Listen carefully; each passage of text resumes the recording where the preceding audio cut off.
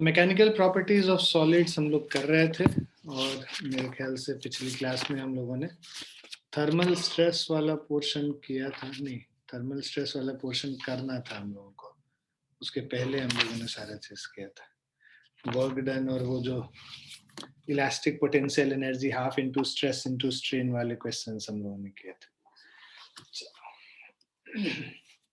So we'll start with thermal stress today. So thermal stress क्या है?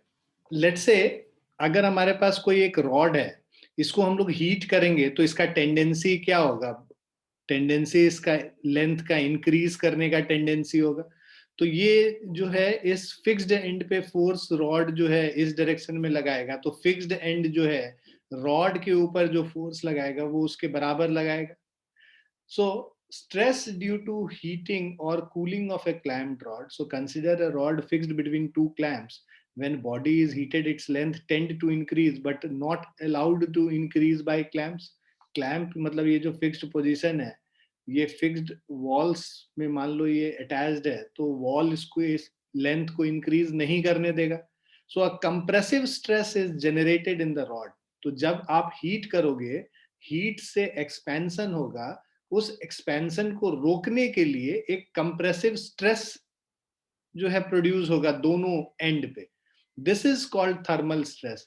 तो ये जो उसको रोकता है इंक्रीज करने से, जो उसके लेंथ को इंक्रीज करने से रोकता है, वो स्ट्रेस को, कंप्रेसिव स्ट्रेस को थर्मल स्ट्रेस कहा जाता है. सो मान लो L not is the length of relaxed rod, A is the area of cross section and theta is increase in temperature. So हम लोगों ने जो एक्सपेंशन ऑफ सॉलिड्स हम लोगों ने पढ़ा है, सो उसमें हमने क्या देखा था? If rod were allowed to expand when its new length would be given by, so उस समय जब इसको हम लोग अलाउ करेंगे एक्सपेंड करने के लिए, मान लो इसको क्लैंप नहीं किए हुए होते, तो उस समय जो नया length L is equal to L not 1 plus alpha theta होता है ना, where alpha is the coefficient of linear expansion, right? So अब L माइनस एल नॉट को अंदर ले जाके मल्टीप्लाई कर लोगे तो ये क्या हो जाएगा? L not plus L not alpha theta.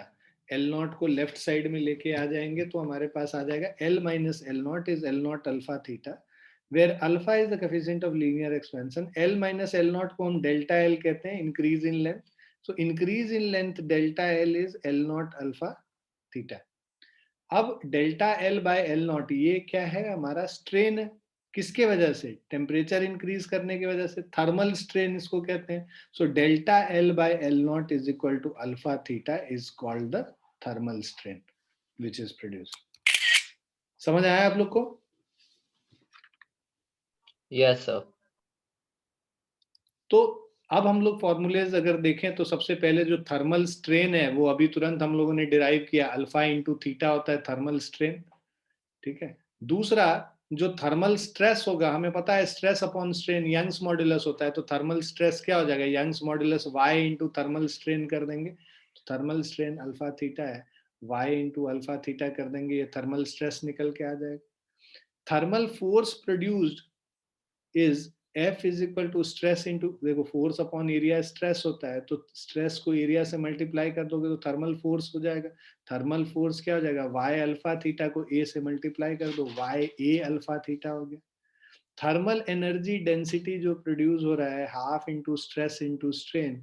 Stress है हमारा y अल्फा थीटा, स्ट्रेन है अल्फा थीटा, इन सबको मल्टीप्लाई कर दोगे, y half y alpha square theta square हो गया. ठीक है. If rod is cooled, then stress and force produced will be tensile in nature. है ना, जब हम लोग रॉड को ठंडा करते हैं तो उस समय stress and force produced will be tensile in nature. Now note that in case of volume expansion, right, in case of volume expansion, thermal stress is equal to K or k y theta, where y is coefficient of cubical expansion, gamma theta basically, and k is the bulk modulus. तो ये इसका जरूरत नहीं पड़ेगा अभी हम लोग को. ठीक है, आगे हम लोग देखेंगे. मतलब यहाँ तक आपको इम्पोर्टेंट है जो अभी हम लोगों ने अंडरलाइन किया है.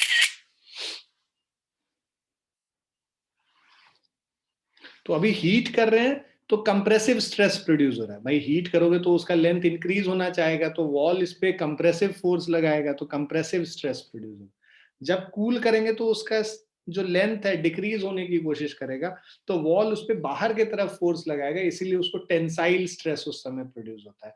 So if rod is cooled then stress and force produced will be tensile in nature. Now let us do few examples based on this. अब देखो, a steel wire of uniform area of cross section 2 mm square, तो area is equal to 2 into 10 to the power minus 6 metre square हो गया, is heated up to 50 degree Celsius. पहले उसको heat करते हैं 50 degree Celsius पे, and clamped rigidly, जब heat कर दोगे ना उसके बाद क्लैम्प कर दिया, उसके बाद if the temperature of the wire falls to 30 degree Celsius, मतलब अब उसको ठंडा कर रहे हैं, पहले 50 डिग्री पे ले गए, उसके बाद उसको 30 डिग्री पे ला रहे हैं, तो जो हम लोग अभी थीटा कह रहे थे, चेंज इन टेम्परेचर कितना हो जाएगा, 50 minus 30 which is equal to 20 degree Celsius हो गया change in temperature. Then tension in the wire will be, अब यहाँ पे बिकॉज ये ठंडा कर रहे हैं तो टेंसाइल स्ट्रेस प्रोड्यूस होगा, टेंशन इन द वायर हम लोग को निकालना है क्वेश्चन में, और if coefficient of linear expansion alpha is equal to 1.1 into 10 to the power minus 5 हो जाएगा, and Young's modulus y is equal to 2 into 10 to the power 11 हो जाएगा। ठीक,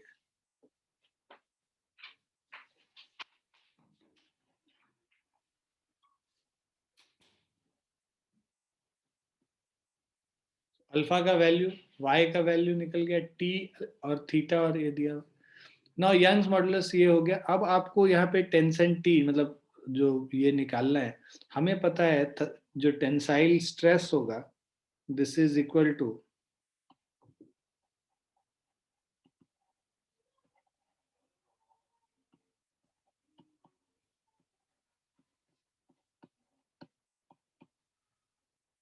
so T upon A which is equal to, so this will be equal to, जो tensile stress का हम लोगों ने फॉर्मूला देखा था y अल्फा थीटा था, so जो टेंशन T होगा this is y A alpha theta, so T is equal to 2 into 10 to the power 11, area is 2 into 10 to the power minus 6, alpha का value 1.1 into 10 to the power minus 5, theta का value 20 degree Celsius. So tension T will be equal to, देखो 10 to the power 11 minus 6 minus 5 cancel हो गया, 4 into 1.1 4.4 into 20 is equal to 88 Newton. So tensile stress is 88 Newton here. Sorry, tension is 88 Newton. Clear है बच्चों? Yes sir.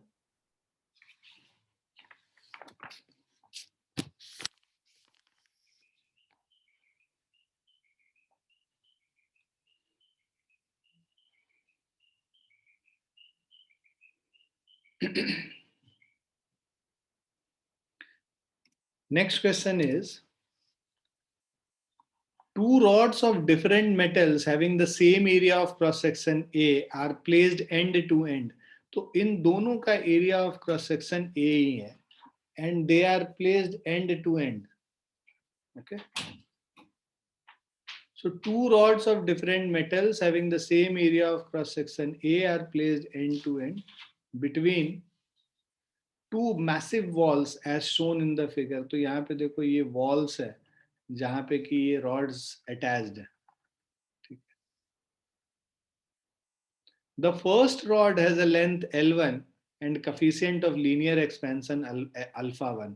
तो इसका जो rod का पहले वाले रॉड का लेंथ L1 है और इसका coefficient of expansion alpha 1 है, यंग्स मॉड्यूलस Y1 है। The corresponding quantities for second rod are, इसका length L2 है, coefficient of linear expansion alpha 2 है और Y2 इसका यंग्स मॉड्यूलस है। If the temperature of both the rod is now raised by theta degree Celsius, मतलब हम इसको heat करके टेम्परेचर थीटा डिग्री पे ले जाते हैं, what is the force exerted on rods by the walls? तो अब देखो यहाँ पे जब इसको हीट करोगे तब ये इंक्रीज करना चाहेगा इसका एरिया, इसका लेंथ, और ये जो कंप्रेसिव स्ट्रेस होगा वो इसके इंक्रीज को रोकेगा, राइट? सो पहले तो increase in length due to heating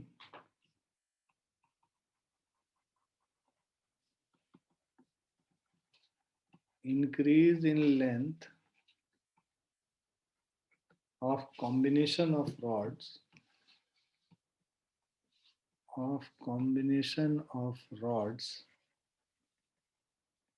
due to heating, delta L is equal to delta L1 plus delta L2. delta L1 is equal to, अब हमें पता है देखो, Young's modulus is equal to F by A, F L by A delta L. So delta L is F L by A Y. ठीक है? So delta L1 क्या हो जाएगा, जो हम लोग टेंसाइल जो स्ट्रेस लगा रहे हैं, so this is equal to F अगर यहाँ पे लग रहा है मान लो, so F upon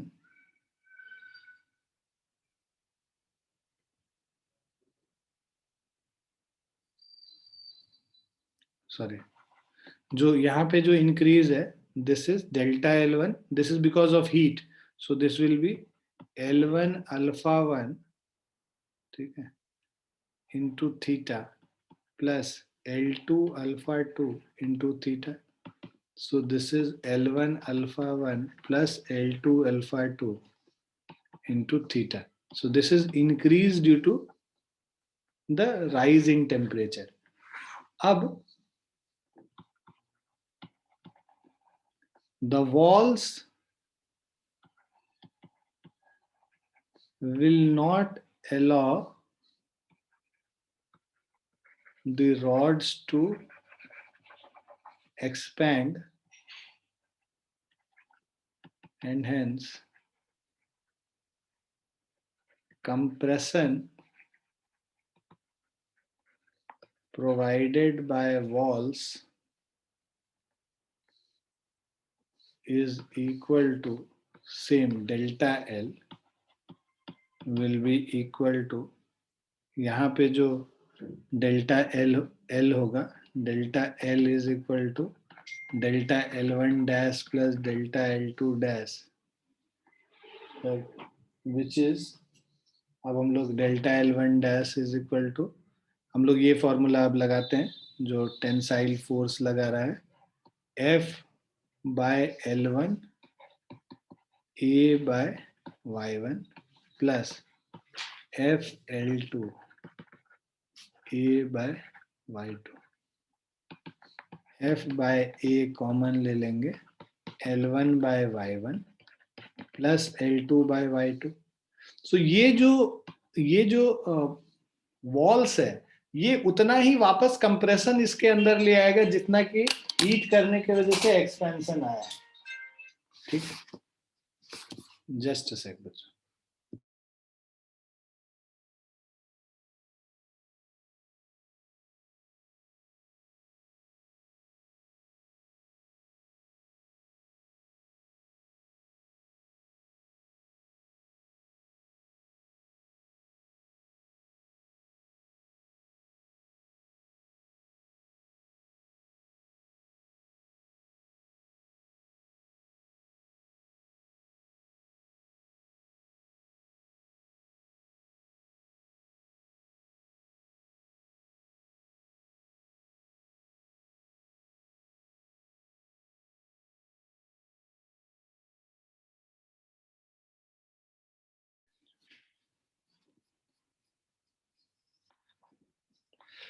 So F by A L1 by Y1 plus L2 by Y2. So delta L this is equal to, अब ये वैल्यूज हम लोग इसमें सब्स्टिट्यूट करेंगे, ठीक है। सो अब देखो ये फर्स्ट इक्वेशन था, जो थर्मल, जो हीट करने की वजह से जो इंक्रीज इन लेंथ हुआ है, और जो वॉल्स के वजह से जो उसको इंक्रीज नहीं होने दे रहा है, जो कंप्रेशन हो रहा है, ये दोनों बराबर होंगे, तभी फिर there will be no expansion, है ना। इक्विलिब्रियम तो तभी होगा ना जब जितना इंक्रीज हुआ है हीटिंग की वजह से, उतना ही कंप्रेशन की वजह से वापस डिक्रीज हो जाए।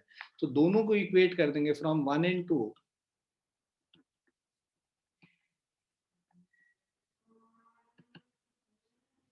So we have L1 alpha 1 plus L2 alpha 2 into theta is equal to F by A L1 by Y1 plus L2 by Y2, right. अब देखो हम लोग को ना F का वैल्यू निकालना था, मैं इसके बाद यहाँ पे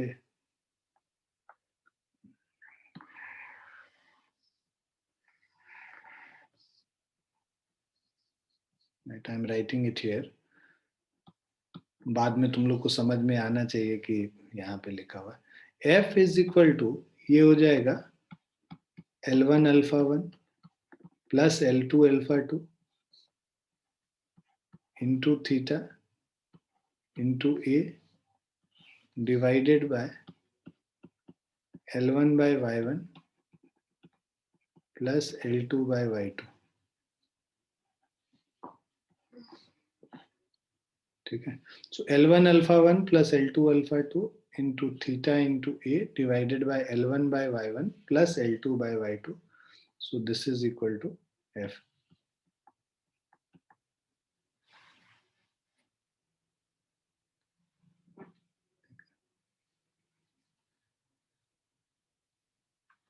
So यही हमें फोर्स निकालना था इसमें। क्लियर है बच्चों? Yes, sir.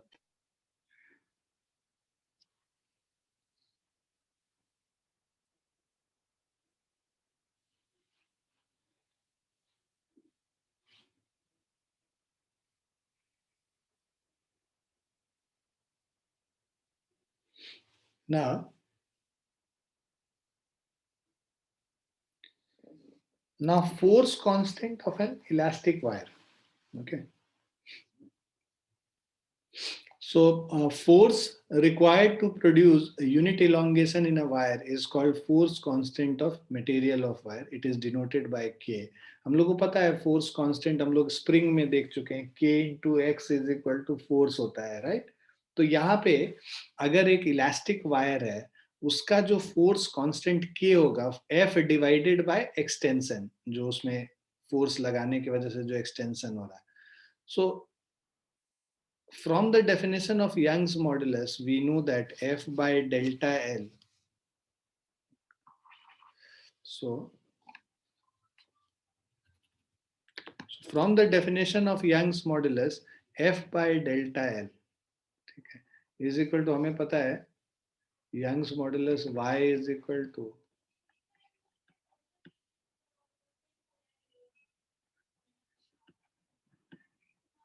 FL by A delta L. So अब ये देखो F by delta L का वैल्यू L by A हो जाता है, basically YA by L, right, is equal to F by delta L हो गया। तो इसको हम लोगों ने रिप्लेस कर लिया, F बाय डेल्टा L को YA बाय L लिख सकते हैं हम लोग। सो फ्रॉम 1 and 2, है ना, इन दोनों को कंबाइन कर दो, तो F बाय डेल्टा L को यहाँ पे सब्स्टिट्यूट कर लेंगे, तो K का वैल्यू क्या आ गया, Y into A divided by L। तो ये जो K है ये फोर्स कांस्टेंट है। It is clear that the value of the force constant depends upon the dimension, length and area of cross section and material of the substance, ठीक है। तो ये जो फोर्स कांस्टेंट है किन किन चीज पे डिपेंड कर रहा है, ये हमारा एरिया ऑफ क्रॉस सेक्शन पे डिपेंड कर रहा है, लेंथ पे डिपेंड कर रहा है, और बिकॉज यंग्स मॉडुलस जो है मटेरियल ऑफ ए सब्सटेंस पे डिपेंड करता है, तो ये वाई पे भी डिपेंडेंट है, राइट। सो के का वैल्यू जो फोर्स कांस्टेंट है उसका value y into a divided by L होगा. Now an elastic wire of length l, area of cross section a and Young's modulus y is equivalent to a spring of spring constant k is equal to y a by l. तो एक elastic wire जो है is equivalent to spring constant, right? So elastic wire is equivalent to spring of spring constant k is equal to y a upon l. ठीक है. Now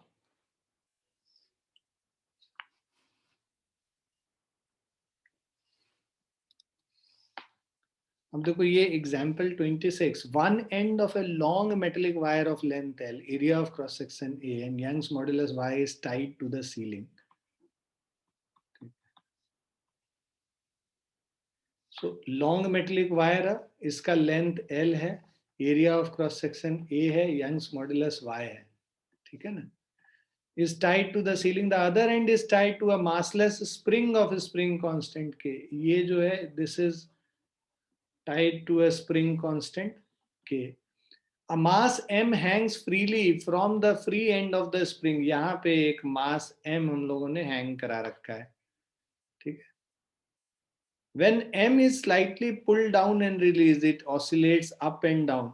तो ये basically question तब हम लोग कर पाएंगे जब हम लोग SHM कर लेंगे. तो अभी हम लोग इसको रहने देते हैं एंड ये बस हम लोग कर लेंगे क्योंकि इसका जो इफेक्टिव स्प्रिंग कांस्टेंट है वो कैसे निकालते हैं. अच्छा, तो वो भी बेसिकली जब हम लोग उसको करेंगे SHM को तब तुम्हें समझ में आएगा. अभी इसको रहने दो, leave this question. Okay, we'll do it once we do this SHM wala part. Now interatomic force constant. So behavior of solid with respect to external force is such that if their atoms are connected to springs, then an external force is applied on a solid. Distance between its atoms changes and interatomic forces works to restore the original dimension. The ratio of interatomic force to that of change in interatomic distance is defined as the interatomic force constant. So K is equal to F upon delta R, where interatomic force है F, ठीक है, और delta R है जो change in interatomic distance. So this is delta R. अब let y is Young's modulus, R naught is normal distance between the atoms of the wire. It can be proved that k is equal to y into R naught. अब ये k का value y into R naught भी हम लोग prove कर सकते हैं. Unit of interatomic force constant is newton per metre and its spring and its dimension is mt minus 2. So the number of atoms having interatomic distance r naught in length L of a wire is n is equal to L upon r naught. The number of atoms in area A of wire having interatomic separation r naught, n is equal to A upon r naught square.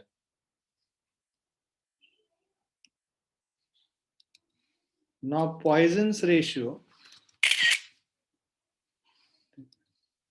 Poisson's ratio अगर हम देखते हैं, so Poisson's ratio sigma in elastic limit, the ratio of lateral strain and longitudinal strain is called Poisson's ratio. So lateral strain divided by longitudinal strain is equal to Poisson's ratio. So मान लो L length of cylindrical wire है ना, जो original length एक cylindrical wire है, ये cylinder है, ठीक है. इस सिलिंड्रिकल वायर का जो लेंथ है, लेट्स से ये L है, ठीक है. Let's say L is the length of the cylindrical wire, D is the diameter of the wire. So D diameter of the wire है, delta L change in length of wire है, right? इसको stretch करने की वजह से जो length wire का change किया, that is delta L. Delta D is corresponding change in diameter, right. तो इसको इंक्रीज करने से इसका डायमीटर कम हो जाएगा, ठीक है। तो delta D is change in the diameter. तो लैटरल स्ट्रेन तुम देखोगे, है ना, मान लो इसके डायमीटर में जो चेंज है डेल्टा डी है, और ये डिक्रीज कर रहा है, लेंथ इंक्रीज करने की वजह से डायमीटर डिक्रीज करेगा। तो minus of delta D by D is equal to lateral strain. ये डेफिनेशन है लैटरल स्ट्रेन का। R is radius of cross section, delta R is change in radius, तो delta D by D क्या हो जाएगा, delta R by R हो जाएगा। तो lateral strain को radius के terms में लिखना है तो minus delta R by R भी लिख सकते हैं, एक ही बात है, दोनों तरफ 2 से divide कर। Now longitudinal strain is delta L by L. So जो Poisson's ratio है sigma, this is minus delta D by D by delta L by L. So this is your Poisson's ratio.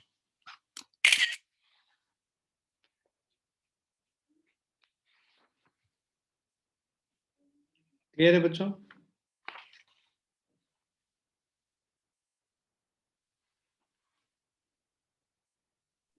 Yes sir.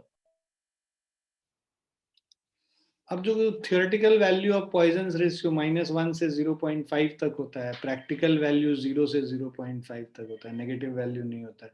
ये याद कर लेना, कभी कभी direct questions आता है तो वहां पे यूज होगा। अब example 27, a cylindrical bar having length L and radius R।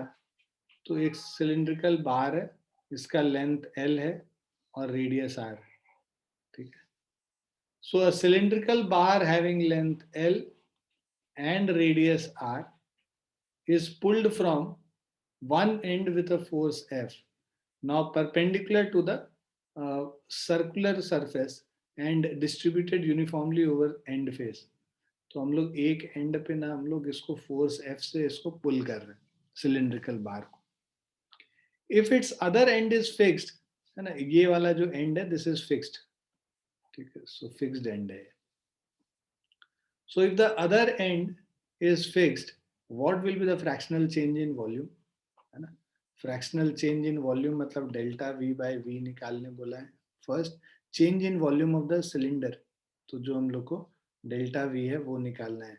Given that Young's modulus is Y and Poisson's ratio is sigma, ठीक है। So देखो जो वॉल्यूम होगा इसका, first case original volume is equal to pi r square into L, ये इसका volume of cylinder. Now differentiating both sides, दोनों तरफ इसको डिफरेंशिएट कर दो, differentiating both sides we get dv is equal to, अब देखो r और l दोनों वेरी कर रहा है तो प्रोडक्ट रूल लगाएंगे, पहले पाई आर स्क्वायर को कांस्टेंट ले लेंगे, l को डिफरेंशिएट कर लेंगे, dl हो जाएगा, प्लस l को जब कांस्टेंट ले लेंगे पाई इंटू एल, ठीक है। अब आर स्क्वायर को डिफरेंशिएट करेंगे तो 2r dr हो जाएगा, ठीक है। अब इसको डिवाइड कर लेते हैं, डिवाइडिंग ये dv हो गया, ये सेकेंड इक्वेशन है, ये फर्स्ट इक्वेशन है। डिवाइडिंग 2 by 1 हमारे पास हो जाएगा dv by v pi R square dl plus pi l 2r dr divided by pi R square l, ठीक है। पाई तो कैंसिल हो गया, यहाँ पे कॉमन लेके एक सिंगल r भी कॉमन ले सकते हैं, अंदर बच जाएगा r dl plus 2l dr divided by r square l।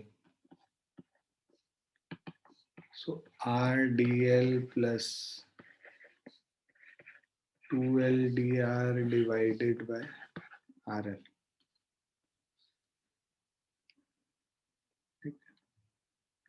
So this will be, दोनों को अलग अलग डिवाइड कर लोगे तो dl by l plus 2 by r dr,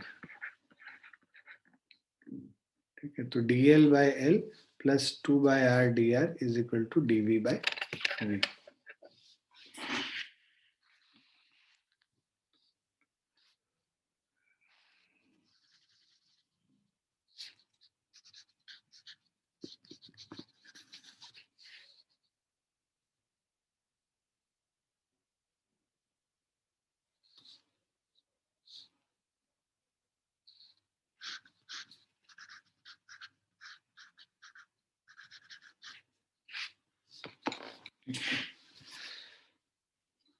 अब तो ये हमारा dv/v हो गया।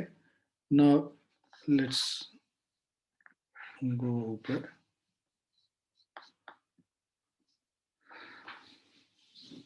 अब सिग्मा जो हम लोग का, तो ये जो फ्रैक्शनल चेंज इन वॉल्यूम है, राइट। अब जो सिग्मा है दिस इज इक्वल टू जो पॉइजन्स रेशियो था, पॉइजन्स रेशियो का डेफिनेशन कह रहा था minus of delta d/d delta l/l। तो sigma is equal to minus dr/r divided by dl/l। तो इससे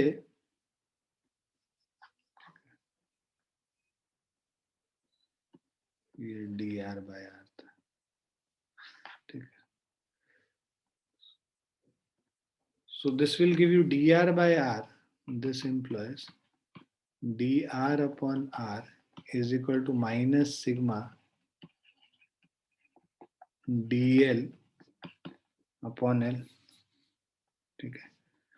So this implies, तो ये हमारा थर्ड इक्वेशन है और ये हमारा फोर्थ इक्वेशन है। इन दोनों को यूज कर लेंगे तो हमें आ जाएगा dv/v is equal to dl/l minus of इसको 2dr/r है, तो माइनस ऑफ 2 सिग्मा dl/l हो गया। सो इससे आ जाएगा dv/v is equal to dl/l common ले लोगे 1 minus 2 sigma. This is our dv, fractional change in volume. Clear है बच्चों? Yes sir.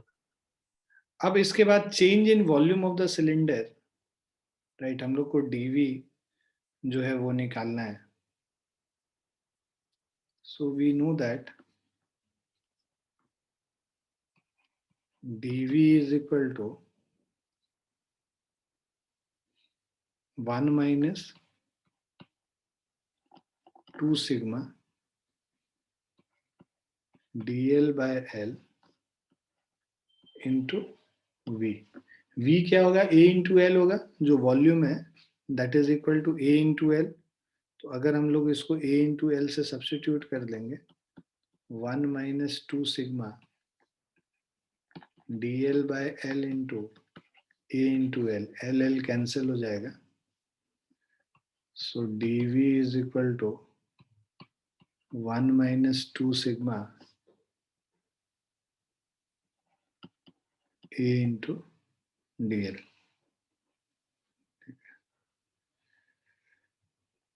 So अब देखो जो यंग्स मॉड्यूलस होता है y, so Young's modulus y is equal to fl by a delta l। Delta l को dl से अगर हम लोग इसे लिख लेते हैं, a dl क्या हो जाएगा? a dl is fl upon y हो जाता है। इसको सब्स्टिट्यूट कर लो यहाँ पे, तो ये अब हमारा जो dv का वैल्यू है 1 minus 2 sigma into a dl के जगह fl upon y कर लेंगे। So this is our change in volume and this was our fractional change in volume।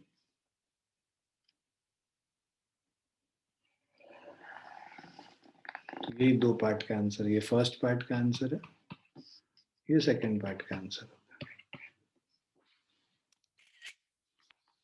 Clear है बच्चों?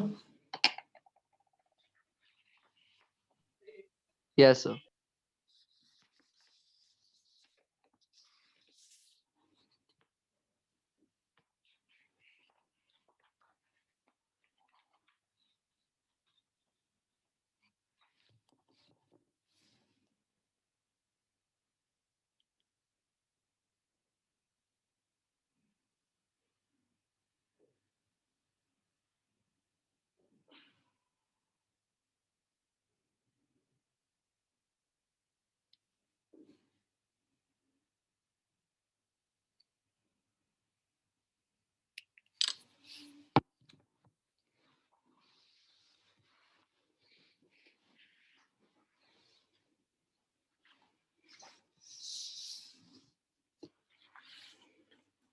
अब नेक्स्ट पे चलते हैं.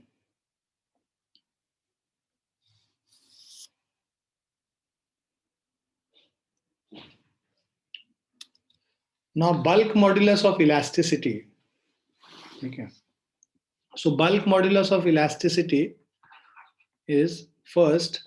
So bulk modulus K is equal to hydrostatic stress by volumetric strain. So volumetric stress by volumetric strain हो गया bulk modulus का value. So let V is the original volume of a body when pressure surrounding it is P. है ना? अब delta P is increase in pressure, that is hydrostatic stress, minus delta V is the decrease in volume. तो volumetric strain जो होगा that will be equal to minus of delta V upon V. Negative sign shows that volume decreases with increase in pressure. ठीक है. Now K is equal to जो bulk modulus है hydrostatic stress, right, upon hydrostatic strain. So hydrostatic stress delta P हो गया और hydrostatic volumetric strain जो है minus delta V by V हो गया. सो जो के का वैल्यू है bulk modulus which is equal to minus of delta P upon delta V by we.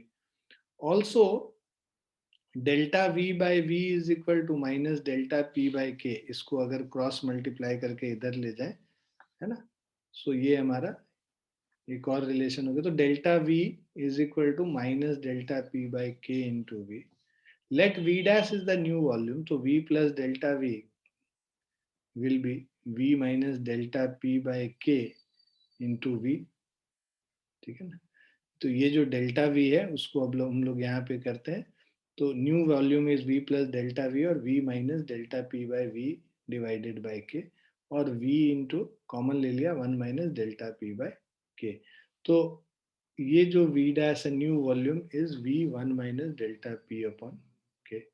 The value of, ठीक, सो this is the relation for new volume. The value of k is maximum for solid and minimum for gases. तो bulk modulus जो है that is maximum for solid and minimum for gases. Isothermal bulk modulus of gases, K isothermal is equal to pressure P of the gas, and adiabatic bulk modulus of the gas, K adiabatic is gamma P of the gas.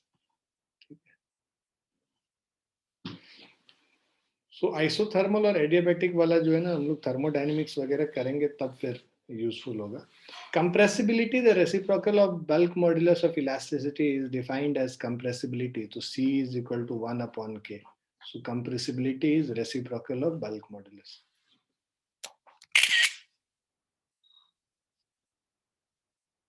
Clear है बच्चों? Yes, sir.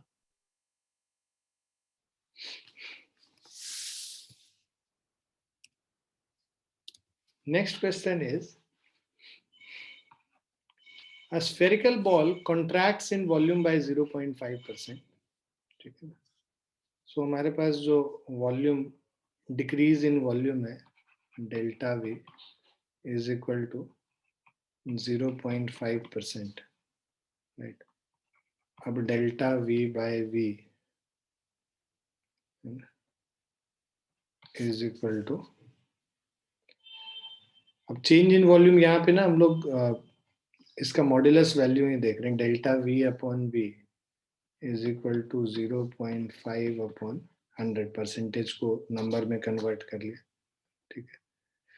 ना bulk modulus of elasticity निकालने बोल रहा है. Bulk modulus of elasticity K is equal to P divided by, ठीक है, P divided by delta V by V, delta V upon V. तो P प्रेशर जो है 120 एटमॉस्फेयर है. तो P is equal to 120 ATM. इसको न्यूटन पर मीटर स्क्वायर में करेंगे तो 120 into 10 to the power 5, 120 into चलो 1.013 into 10 to the power 5 newton per metre square हो गया. ये पुट कर लेते हैं. 120 into 1.013 into 10 to the power 5 ये हमारा प्रेशर हो गया, और डेल्टा वी बाय वी जो है 0.5/100 हो गया। ठीक है, इसको सॉल्व कर लो, so you will gate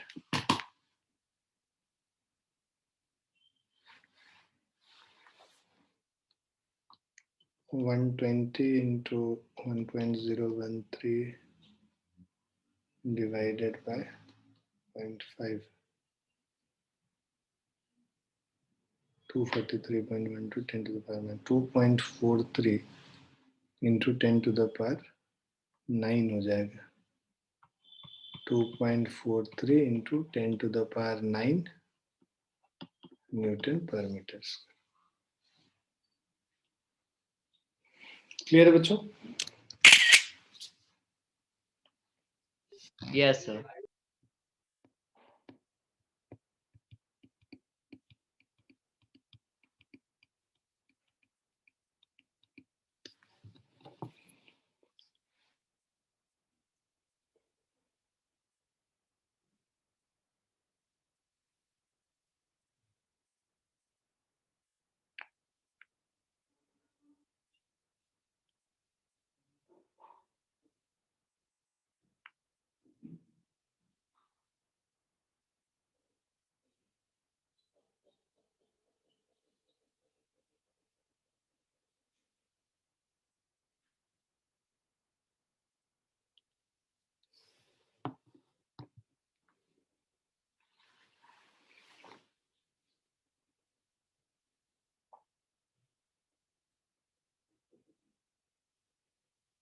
next question,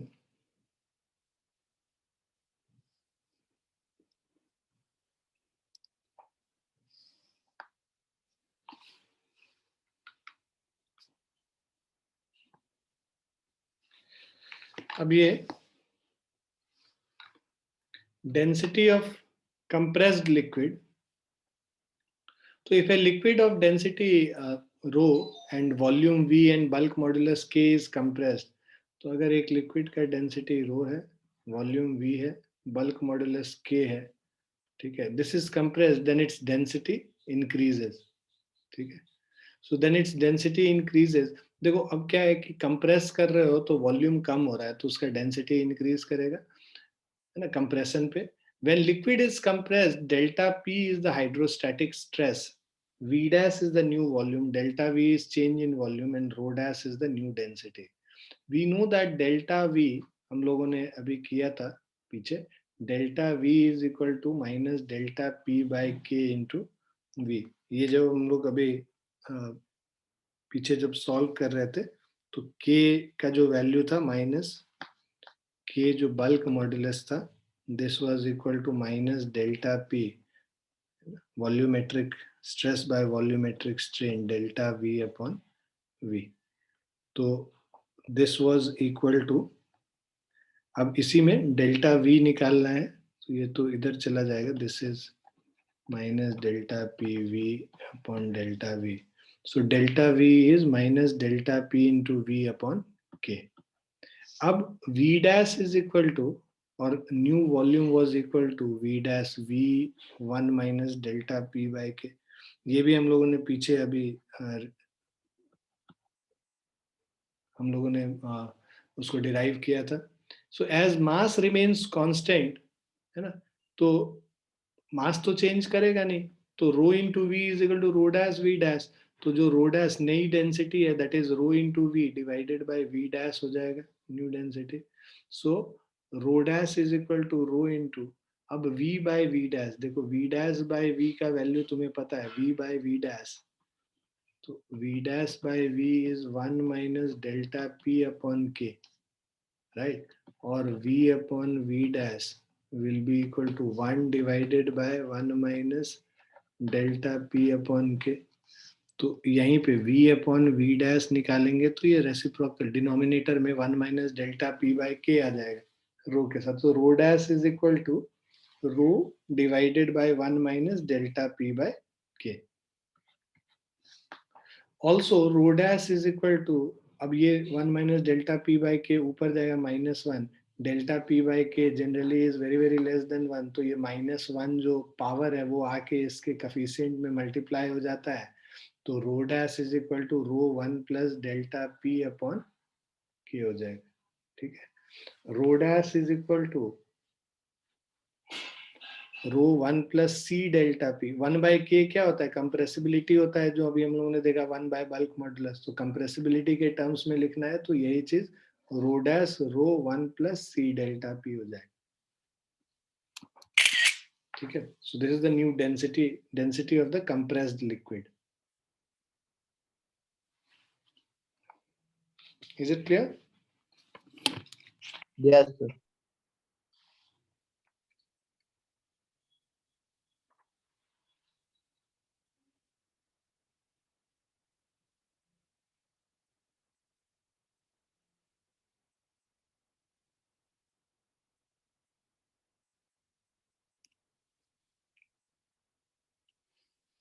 Now 31st question है, a solid sphere of radius r made of material of bulk modulus k, ठीक है। तो एक solid sphere है, इसका radius r है, it is made up of material of bulk modulus k, is surrounded by a liquid in cylindrical container. A massless piston of area A floats on the surface of the liquid. A block M is gently placed on the piston. Find fractional change in volume of sphere and fractional change in radius of sphere. So हमारे पास let's say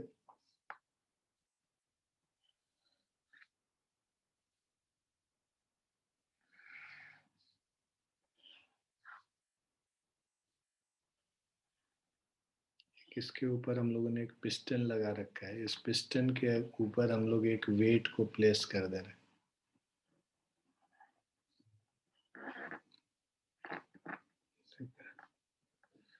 और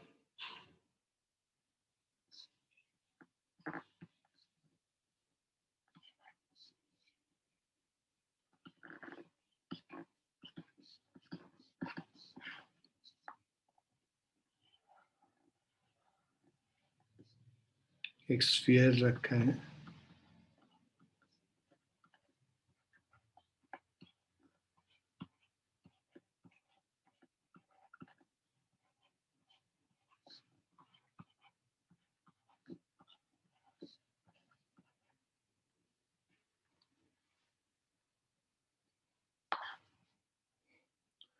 so a solid sphere of radius r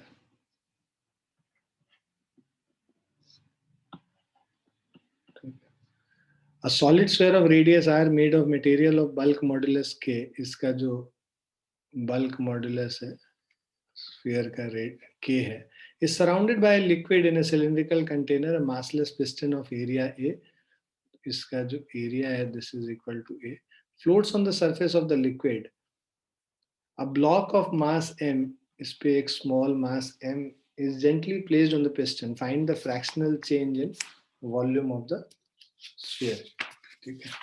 So अब देखो ये bulk modulus of sphere,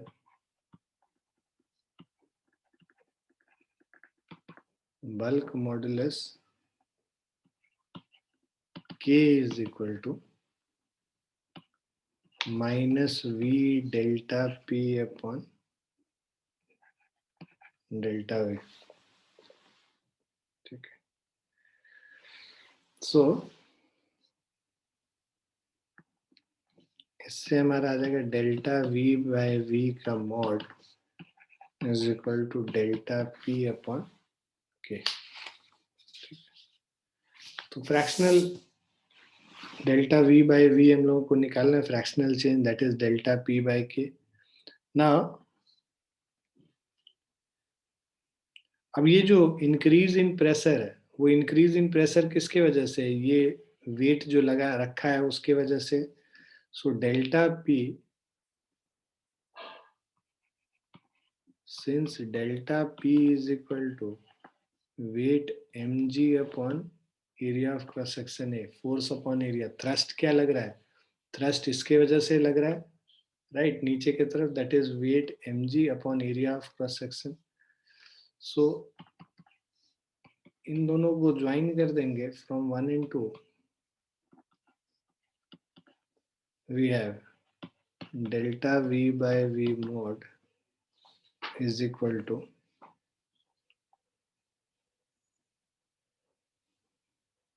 delta P मतलब mg by A divided by K. So this is mg divided by AK. First part of the question यही कह रहा था. दूसरा आपसे कह रहा है कि find fractional change in radius of the sphere. ठीक है. सो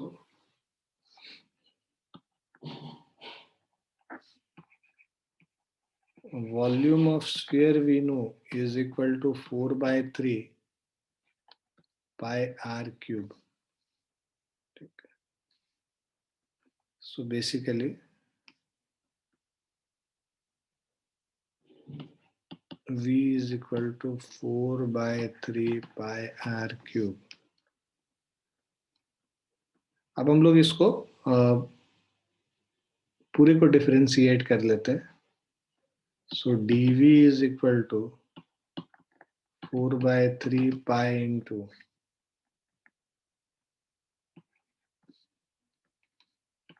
3r square dr.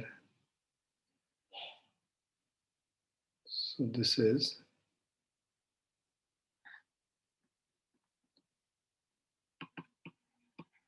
4 pi r square dr. dV by V will be equal to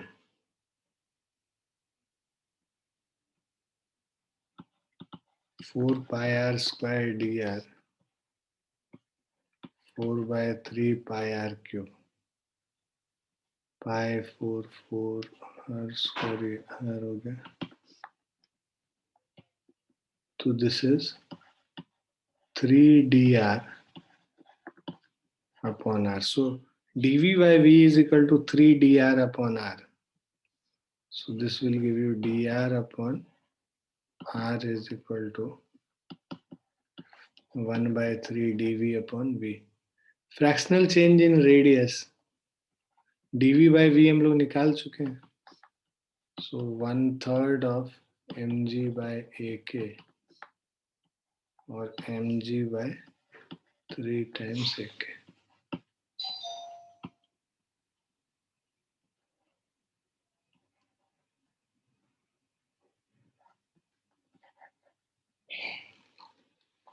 clear है बच्चों?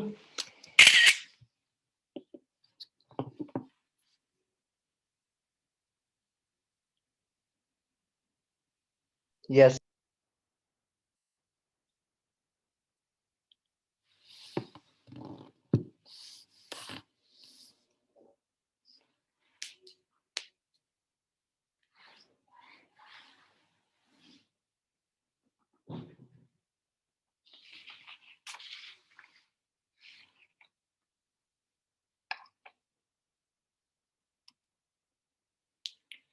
Now next question. Now compute the bulk modulus of water if its volume changes from 100 liters to 99.5 liters under a pressure of 100 atmosphere. Compare it with that of air. तो bulk modulus हम लोग को water का निकालना है. Kw is equal to minus V delta P upon delta V, which is equal to minus of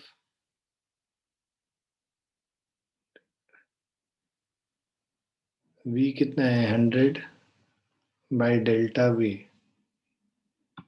minus 100 divided by delta V is 99.5 हो रहा है. तो ये minus of 0.5 हो गया है ना. Final volume minus initial volume. Now pressure delta P is equal to 100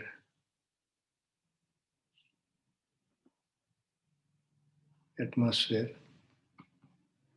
So 100 into 1.013 into 10 to the power 5.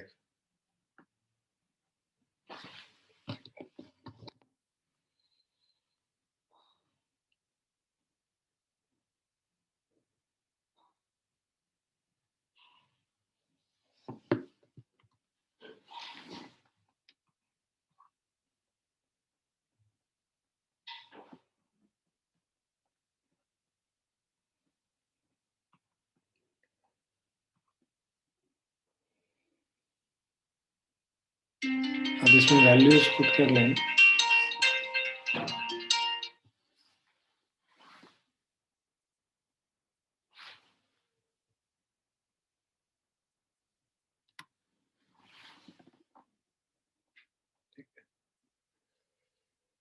So compute the bulk modulus. अब इसमें हम लोग वैल्यूज पुट करेंगे. So this is equal to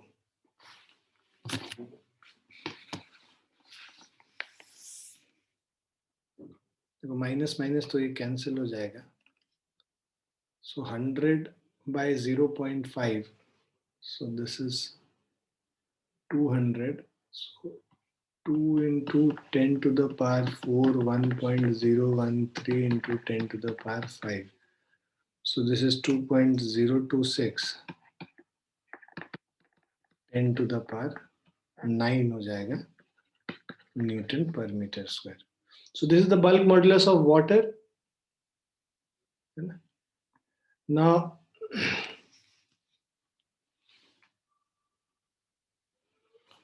bulk modulus of air is basically, ठीक है, यहाँ पे हम लोग देखे थे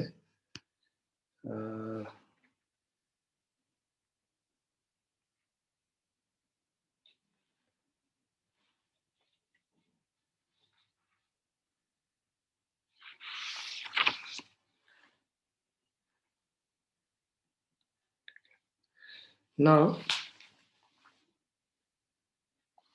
we know that bulk modulus. अब देखो एयर में क्या है कि टेम्परेचर विल रिमेन कांस्टेंट, ठीक है ना. सो जब कांस्टेंट टेम्परेचर होगा तो आइसोथर्मल प्रोसेस होगा, तो बल्क मॉडुलस है ना. सो bulk modulus in case of isothermal process is equal to P only, the pressure, right? So which is equal to 1.013 10 to the power, जो नॉर्मल एटमॉस्फेरिक प्रेशर होता है, 1.013 10 to the power 5 newton per metre square हो गया. So Kw, bulk modulus of water with respect to air, will be equal to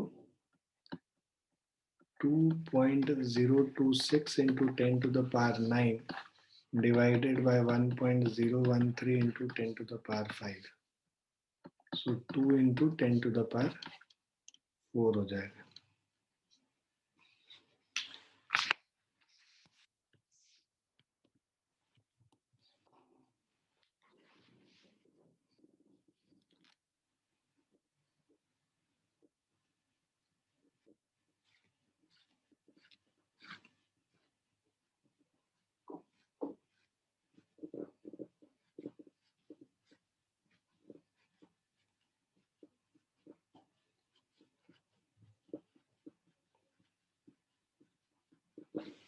clear है बच्चों? Yes, sir. ये वाला अभी हम लोग को नहीं करना है. मॉडुलस ऑफ रिजिडिटी और शेयर मॉडुलस अब हम लोग देखेंगे. It is defined as the ratio of shearing stress to the shearing strain, ठीक है. तो shear modulus eta is equal to shearing stress by shearing strain. So it is also known as modulus of rigidity, ठीक है.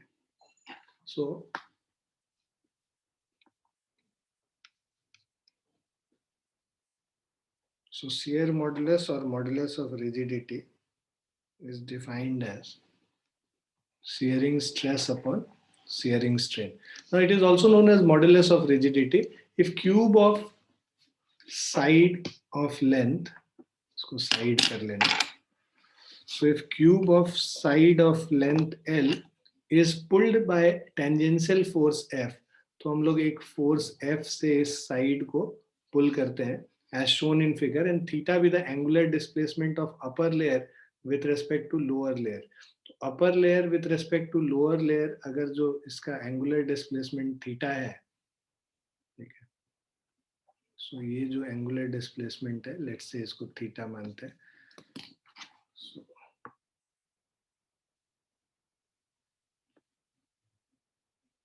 So if theta is the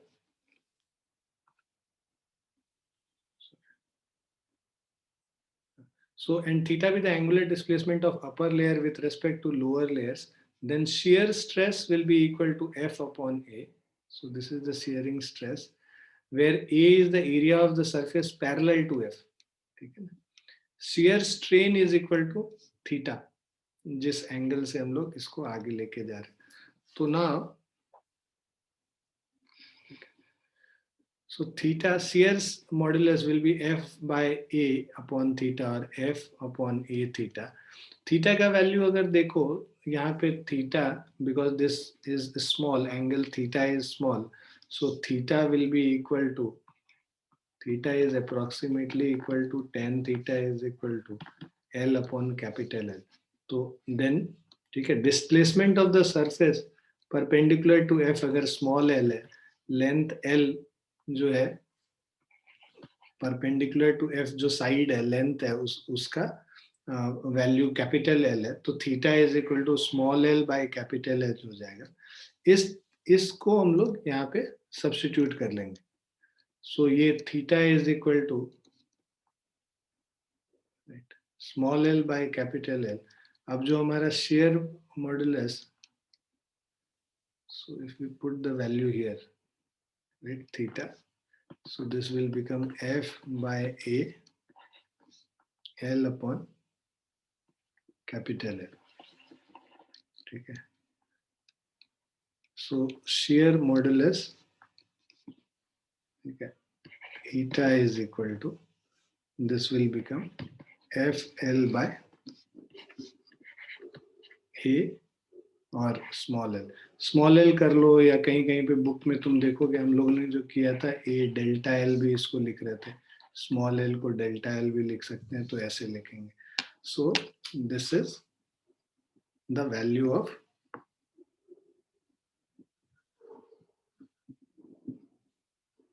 shear modulus eta. So shear modulus eta is equal to F L by A small l और F L by A delta L होगी. ठीक है. Now angle of shear phi is also always taken in radians. तो यहाँ पे तो हम लोग थीटा के टर्म्स में बात कर रहे हैं, तो theta is always taken in radians, जो एंगल दिया हुआ होता है.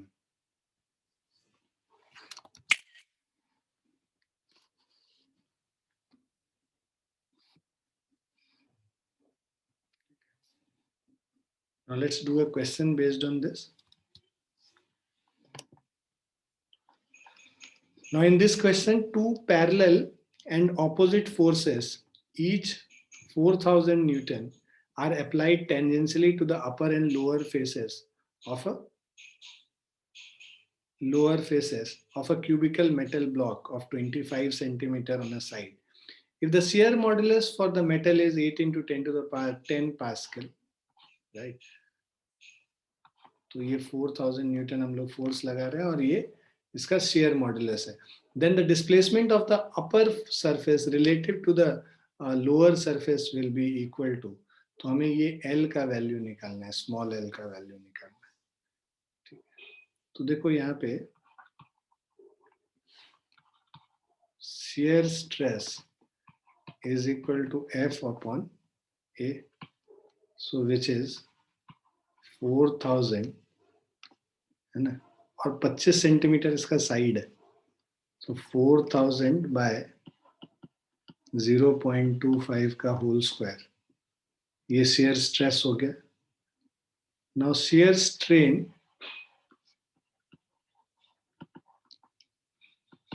is equal to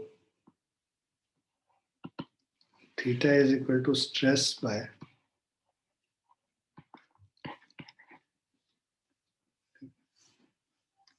shear modulus या modulus of rigidity. तो ये जो देखा ना शेयर मॉड्यूलस दे रखा है, मॉड्यूलस ऑफ रिजिडिटी ईटा का वैल्यू दे रखा है, ठीक है ना. So eta is given as 8 into 10 to the power 10. Now displacement of the upper. So देखो हम लोगों का जो फॉर्मूला होगा, this is equal to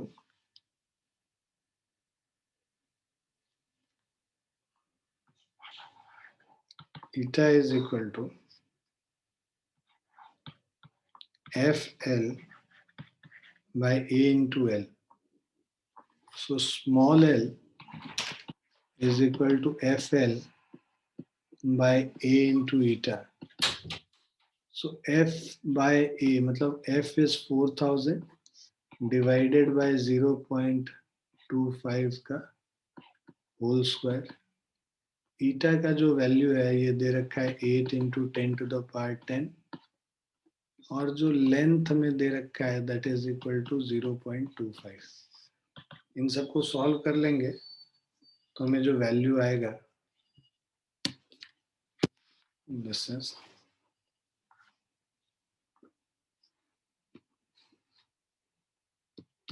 4000 into 0.25 divided by 0.25 square into 8 into 10 to the power 10. तो 2 into 10 to the power -7.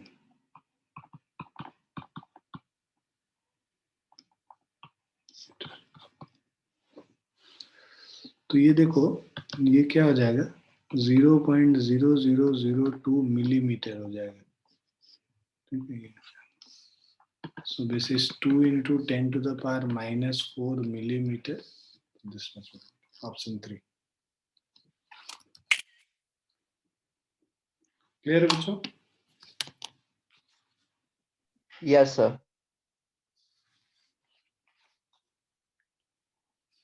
Almost ये chapter हो ही गया है तुम्हारा, थोड़ा सा रह गया है वो हम लोग अगली क्लास में देख लेंगे.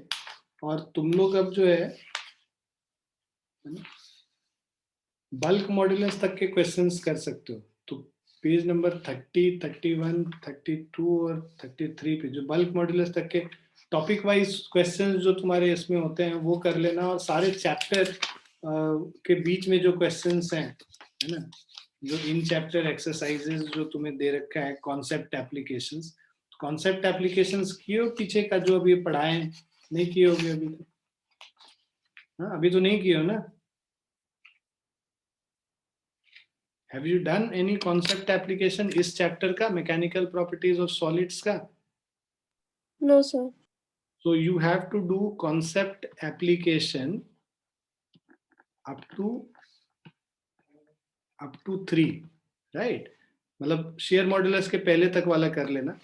और उसके बाद उसमें जो जहाँ पे वैसे तो क्वेश्चन नहीं है इसके अंदर वैसा, बट जहाँ पे वो हीट थर्मोडायनेमिक्स वाला चीज आएगा वहां पे छोड़ सकते हो, उसको बाद में अटेम्प्ट कर लेंगे जब हीट वाला चैप्टर कर लेंगे, ठीक है ना. और उसके अलावा तुम जो बैक एक्सरसाइज है टॉपिक वाइज क्वेश्चन, सिद्धांत तुम सुन रहे हो ना? Yes, sir. Topic wise question ये बल्क मॉड्यूलस तक करना है, टिल बल्क मॉड्यूलस वाला portion, right? Is it clear everyone? Yes, sir. ये तुम्हारा होमवर्क है अभी के लिए. और अगली क्लास में मतलब एक क्लास और लगेगा तो उसमें हम लोग सारा खत्म कर लेंगे, तो फिर हम लोग लिक्विड्स फ्लूइड स्टार्ट कर सकते हैं. ओके थोड़ा मेहनत करो और टाइम लगाओ, बाकी सारे किताब वगैरह से भी बनाओ. तुम लोग यही काम नहीं करते जो देते हैं, बाकी तो किताब छोड़ ही दो. नहीं, please work hard and do all the work which I give you.